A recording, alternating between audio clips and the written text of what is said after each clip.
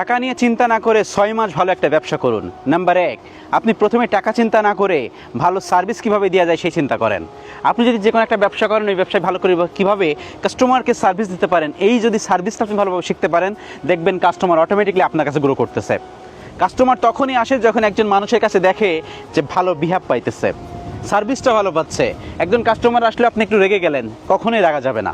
একজন কাস্টমার আসলে আপনি হাসি মুখে কথা বললেন, স্যার কী লাগবে আপনার, কোন জিনিসটা আপনাকে দেখাতে পারি, স্যার এটা থেকে ভালো জিনিসটা আপনার আমার কাছে আছে।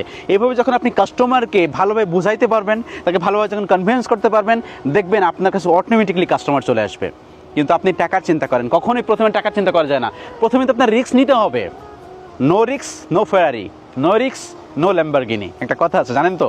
আপনি যদি রিস্ক না নেন, আপনি ফেরারি গাড়ি কখনোই নিতে পারবেন না। আপনি যদি রিস্ক না নেন, কখনোই আপনি ল্যাম্বরগিনি গাড়ি কিনতে পারবেন না। সেজন্য আপনি রিস্ক নেন, জীবনে অনেক কিছুই করতে পারবেন। রিস্ক ছাড়া জীবনে কোনো কিছুই হয় না।